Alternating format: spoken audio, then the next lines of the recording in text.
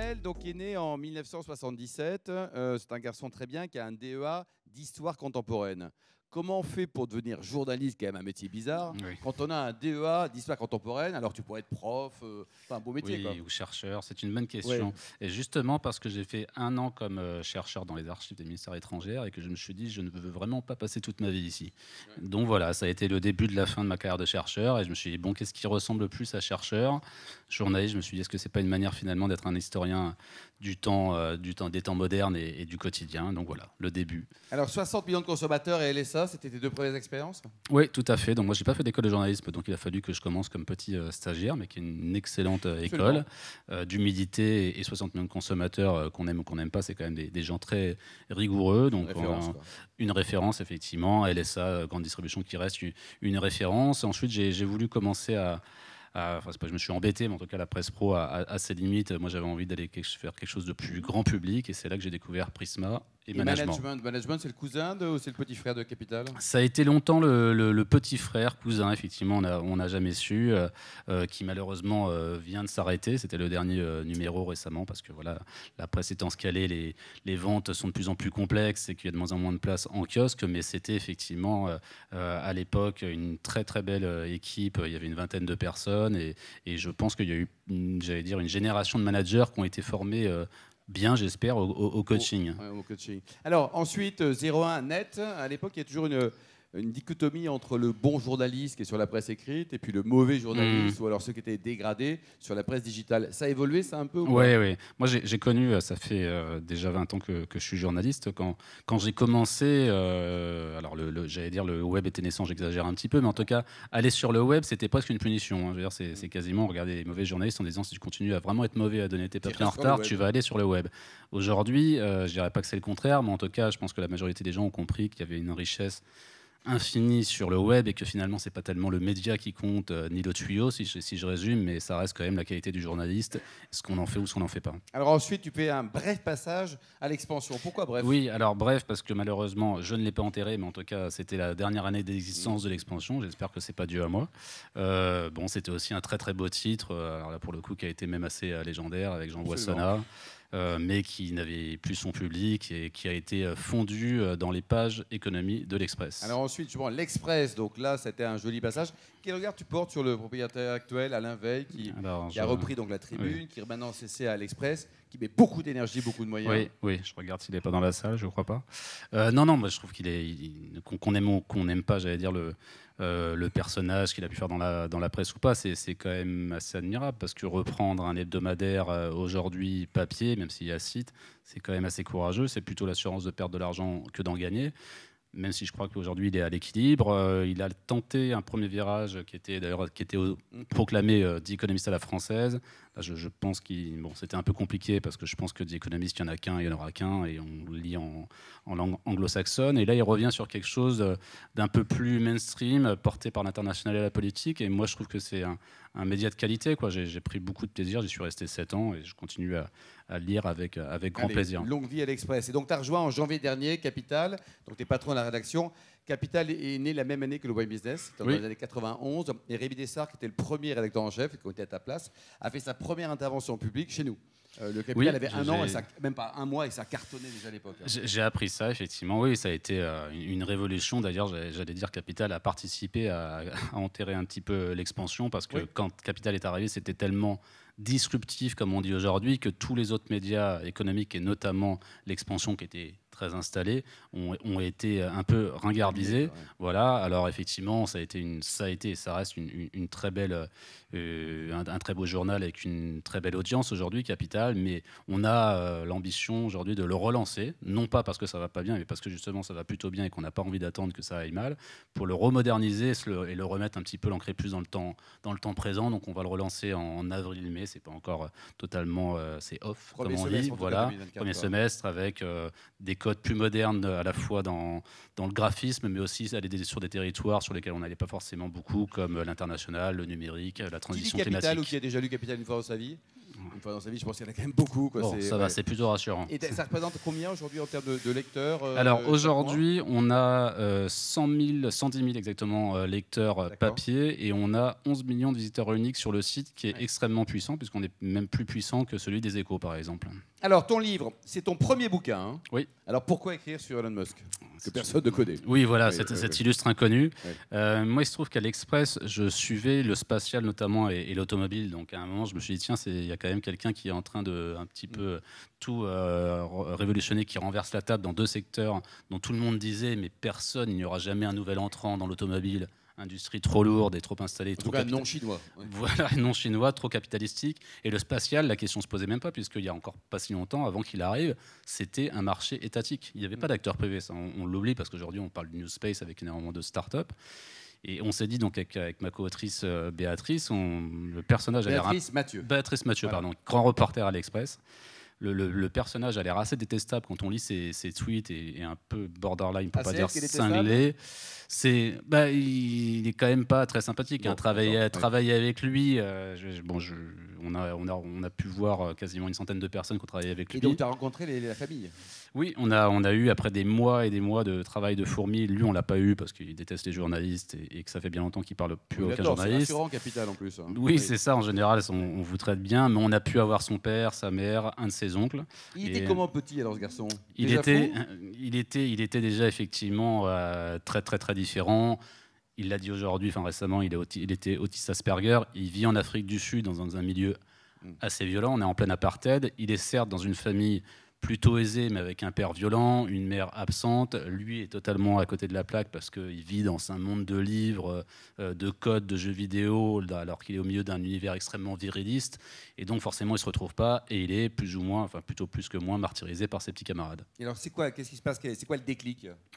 Le déclic, il y en a deux. Il y a la science-fiction qui d'abord l'enferme un peu dans son monde, mais qui en même temps lui crée un univers mental et des objectifs. Très vite, il se dit je vais sauver le monde, tout simplement. Tout simplement. Voilà, il marche sur l'eau un peu aussi. Voilà, on a chacun ses petits rêves d'enfant.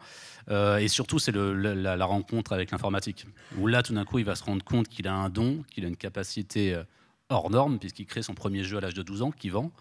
Et ensuite, du coup, c'est ce qui va l'amener à émigrer au Canada parce que sa mère elle avait la double nationalité sud-africaine et canadienne. Et de là, il va aller aux États-Unis, créer sa première start-up avec son frère. Et ça va être tout de suite un succès.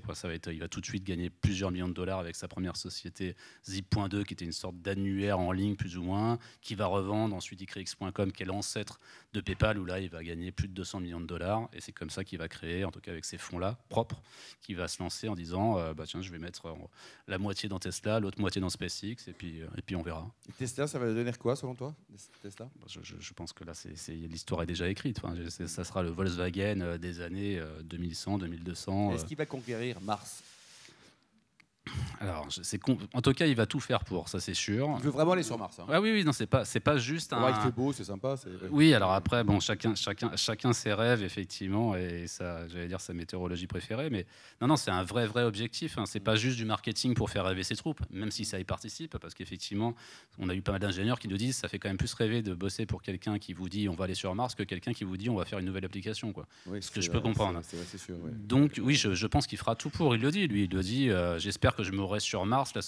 Et il a souvent cette blague. Et il dit la seule chose, c'est que j'espère que ça ne sera pas à l'atterrissage. Voilà. Et alors les projets en cours, ses plus grands échecs, ses plus grandes joies, selon toi? Les prochains grands projets, c'est Neuralink, où il veut faire un homme augmenté. Alors là, encore une fois, c'est aussi fantasmant, j'allais dire, qu'angoissant, parce que un homme augmenté, ça veut dire aussi en creux une humanité à deux vitesses, ceux qui pourront être augmentés et puis les autres. Et puis après, qu'est-ce qu'on en fait? C'est surhomme, c'est sous-homme. Il a évidemment toujours X, où là, on a un peu de mal à savoir ce qu'il va en faire, et je ne suis pas certain que lui-même sache bien ce qu'il veut en faire. Il s'est fait plaisir, donc il a un peu de sous. Oui, voilà, mais enfin là, ça commence quand même à lui coûter beaucoup d'argent. Hein. Il a perdu, il y a 70% des annonceurs qui sont partis. Je pense que là, lui-même commence à se rendre compte que ça devient beaucoup plus compliqué. Il voulait... C'était pas bête, il se disait, je vais racheter une application qui est sous-cotée, qui est d'abord dans les réseaux sociaux, et ensuite je vais en faire la super application qui pourra tout faire. Une appli bancaire, une application pour payer, un peu ce que font les Chinois. Ouais. Mais pour l'instant, c'est plus compliqué, parce que je pense qu'il avait mésestimé la problématique, j'allais dire, d'acceptation sociale, et aussi des annonceurs qui n'ont pas très envie d'être en face de propos injurieux, quoi. Tu as vécu, paraît-il, 24 heures chrono dans le Texas ? Oui, enfin plutôt 7 jours chrono, mais effectivement, il faut 24-25 heures pour y aller. C'est une expérience, c'était au fin fond du Texas, à côté de Brownsville. On a été voir avec Béatrice Mathieu la Starbase, donc qui est au fin fond du Texas, quasiment à la frontière mexicaine, où se construisent le Starship, donc le futur plus gros vaisseau de la planète, alors qu'il a explosé il n'y a pas très longtemps, des exemplaires. Donc on a vu ça de près, c'est assez sidérant parce que c'est au milieu de nulle part, quelques, centaines de mètres de la plage, et vous avez des fusées qui sont quasiment accessibles, vous pouvez être à 10 mètres, qui sont à l'air libre, et vous vous dites, ok, c'est ici que va se construire peut-être le futur de l'humanité. Ouais. Il connaît tout le monde, hein. C'est même Macron, on est potes, il est copain avec la Terre entière. Donc qui ne reçoit pas Elon Musk ? C'est compliqué de ne pas recevoir Elon Musk. Quand il arrive vers vous en vous disant j'ai une Gigafactory et je vais vous créer 2000 emplois, en général, vous avez plutôt envie de le recevoir. Bienvenue. Voilà. Donc ça ouvre quelques portes. L'emploi, la souveraineté industrielle. Mais c'est quoi ? C'est de la vanité, c'est du plaisir, il prend son pied, c'est une revanche sur la vie. Qu'est-ce qui le motive ? Je pense qu'il y a à la fois effectivement une revanche sur la vie, parce qu'il a quand même été humilié toute son enfance, oui. Que quand il était à l'école, non seulement il se faisait tabasser par ses petits camarades, mais en plus, même ses profs... Il n'est pas costaud physiquement, il n'est pas très costaud quand même. Hein. Alors aujourd'hui, on a moins envie de s'y attaquer, mais à l'époque, il était un peu plus chétif. Aujourd'hui, effectivement, il fait 1m90 pour 100 kg, on a un peu moins envie d'y aller, mais à l'époque, il était plutôt chétif, et même ses profs disaient à ses parents, écoutez, je crois qu'en fait, votre enfant, il n'a pas sa place dans une école, il faut certainement le mettre dans un centre pour handicapés, quelque chose comme ça. Donc voilà, effectivement, rétrospectivement, on se dit qu'ils n'avaient pas forcément totalement l'œil, pour le moins. Et il y a une revanche aussi, parce que sur ces toutes premières entreprises, on le sait moins, effectivement, il a gagné des millions, mais à chaque fois, sur les 2 premières notamment, il s'est fait renverser, alors soit par un coactionnaire, soit par le conseil d'administration. Donc il a vécu l'échec. Il a vécu l'échec, ouais, contrairement à ce qu'on peut croire. Il a connu l'échec profond, et ensuite, il y a une vanité, oui, un côté un peu messianique, quoi. Il est persuadé que c'est lui qui va sauver le monde. Et avant les questions spontanées, côté vin, tu as eu une petite émotion particulière en Bourgogne avec le domaine de la Tour ? Oui. Je ne suis pas un très grand connaisseur de vin, mais il n'y a pas besoin d'être un grand connaisseur pour savoir que c'est du bon vin quand on goûte un château Latour. Donc c'était plutôt plaisant, c'était pas mon pire reportage.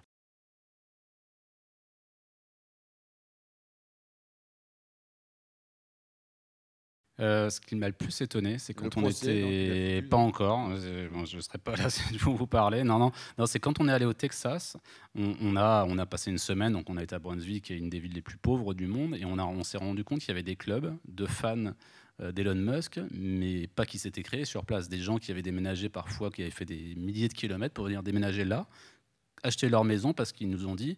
En fait, l'humanité, le début de la nouvelle humanité va se faire ici, donc il faut être là. C'est un peu comme... Ils n'étaient pas payés, ce n'étaient pas des figurants. Non. Et ils se réunissaient par dizaines le soir. Alors certains étaient vraiment un peu dingues, et d'autres... Un peu barbus.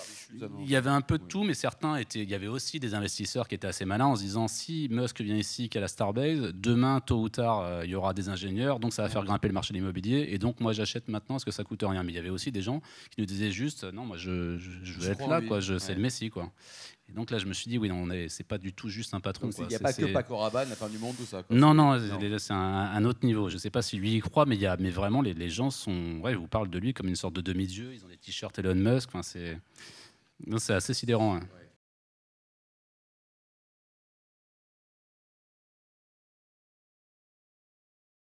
C'est une question qu'on a creusée, qu'on m'a pas mal posée. Alors en fait, il ne peut pas parce qu'il est né en Afrique du Sud. Ah oui. Donc il n'a pas le droit américain fait que c'est pas un natif. Lui-même a dit que c'était pas quelque chose qui l'intéressait. Mais le fait est qu'il a une telle cote de popularité que si il pouvait, alors a priori c'est vraiment pas possible, on avait creusé un peu la question, il aurait un électorat, enfin c'est un Trump en puissance. Hein, et en plus, il a dans les mains ex-Twitter, qui est une caisse de résonance gigantesque. Il a 190 millions, j'ai pas fait les décomptes récemment, de followers. Donc oui, potentiellement, mais j'allais dire, il n'a pas besoin quasiment d'être en politique, quoi. Quand on a Twitter, quand on est aussi connu, fameux et riche que lui, on peut faire ou défaire le monde sans être président des États-Unis, quoi.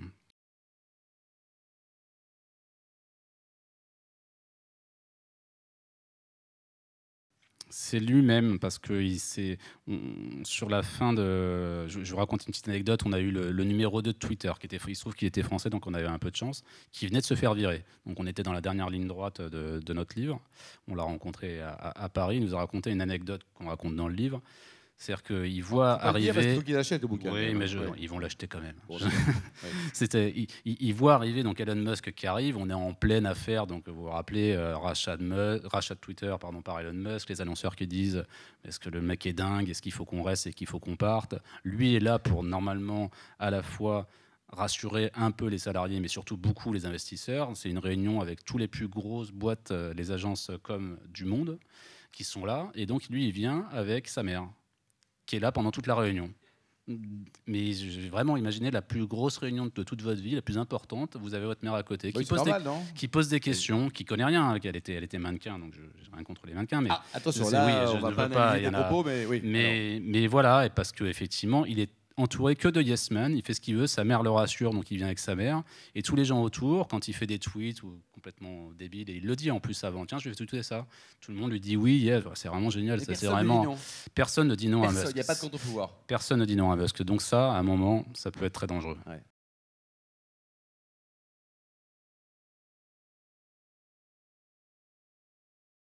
Et moi, je trouve qu'il est aussi fascinant qu'effrayant, en fait. Il est fascinant parce qu'il c'est un génie qui a renversé à minima 2 industries et il n'a pas terminé là.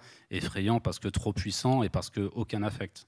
Vraiment, pour lui, zéro affect. Les gens, pour lui, sont des outils. Quand un outil marche moins bien, on en prend un autre, tout simplement. Ouais.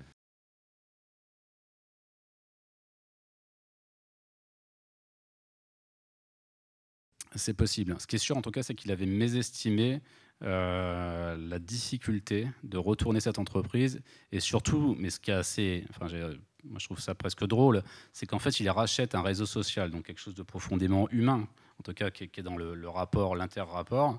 Mais sauf que lui, il n'a pas cette capacité-là. Donc forcément, il y a des choses qu'il ne peut pas comprendre, quoi. Pour lui, il ne voit pas un problème à faire des tweets délirants à 3h du matin, à insulter les gens, à avoir des propos antisémites, et qu'en même temps, le lendemain, les gens lui disent « mais c'est n'importe quoi tes propos », et il va dire « oui, c'était une blague ». Comme il n'a pas cette capacité de se dire « là, je vais trop loin, là, je choque les gens, là, peut-être je fais du mal à quelqu'un », il lui manque quelque chose forcément. On a beau être l'entrepreneur le plus génial du monde, quand on n'a pas ce rapport à l'autre, cet affect, cette empathie, c'est un peu compliqué pour diriger un réseau social. Il a des vices ou pas ? Alors, il a pas beaucoup de vices, manifestement, parce qu'il prend pas de vacances et qu'il bosse tout le temps, etc. Et voilà, donc l'alcool, etc. C'est manifestement pas son truc. Il a fumé un pétard un jour à la radio, c'est pas bien. Il a manifestement, quand il a frôlé le burn-out, il dormait 3 heures par nuit en prenant des petits cachetons juste pour tenir. Mais je crois que non, son seul vice, c'est le travail, point, quoi. Bon, Elon Musk, l'enquête inédite, disponible avec Manu et dédicace. Merci Manel, on l'applaudit très chaleureusement. Merci beaucoup. Merci.